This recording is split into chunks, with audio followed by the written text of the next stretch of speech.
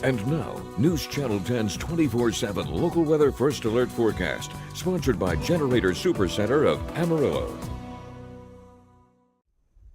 Well, good Tuesday morning, everyone. It is a chilly start to the day out there. Here at last check, just before the 5 o'clock hour, Amarillo was down in the low 40s. You are seeing some mid-30s further up towards north, and I'd anticipate that even here in Amarillo, we're probably going to drop down into the upper 30s before the end of the morning. So we do have a frost advisory that's in effect from Amarillo and counties up towards the north and northwestern parts of the region. That's areas where temperatures could realistically get down to 32 degrees. This will be in effect until 9 o'clock this morning. Those darker purple counties up in, as you can see right there, southwestern Kansas, that's where freezing temperatures are expected. Not just possible, but anticipated there for those areas. Outside of that, we're not seeing anything going on. We've got clear skies here to start the day, and we don't expect that to change as we head throughout the rest of your Tuesday. So we're seeing those 40s out there right now.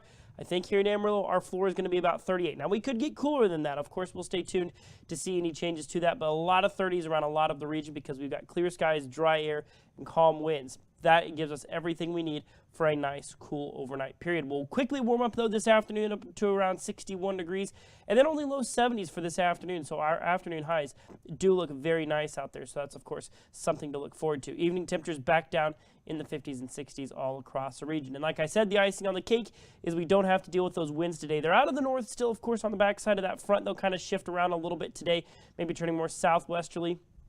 You can actually see a little bit of clockwise rotation in those wind particles right there. There's a weak surface high. Basically, that's keeping our skies sunny all day long and keeping those winds nice and light. Up towards the northwest, you might see some winds 10 to 20 miles an hour throughout the rest of the day, with those winds picking up out of the southwest going into Wednesday at about 5 to 15 miles an hour. Maybe a little bit breezier, might lead to some warmer temperatures as well. So let's look at your next weather maker, where we are tracking the possibility of some rain chances, primarily Thursday and Friday. Maybe even a small chance for some severe weather as well. So looking way out to Thursday right now, obviously a lot of things to fine tune in the forecast, but all that green you see right there is a marginal risk for severe weather. So might be seeing some severe thunderstorms in parts of the region. Looking at our next 5 days rain chances, like I said, all things we're going to fine tune as we get closer, but it looks like Thursday we start to bring things in, and then kind of Thursday into Friday.